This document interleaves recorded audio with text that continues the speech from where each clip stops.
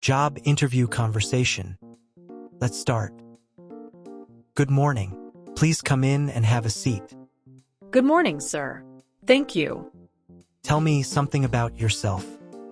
My name is Ava. I am from Delhi. I have completed my graduation in BCom from Delhi University. I am a hardworking, honest, and punctual person. I am always ready to learn new things and improve my skills. Why do you want to work in our company? Sir, your company is one of the leading companies in this field. I have read many positive reviews about your work culture and growth opportunities. I want to join your team so that I can improve my professional skills and also contribute to the company's success.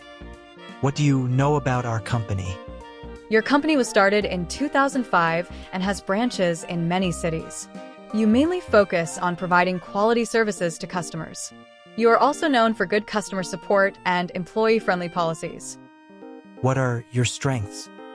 My strengths are good communication skills, positive attitude, and problem-solving ability. I can work well both in a team and individually. I always try to complete my work on time. What are your weaknesses?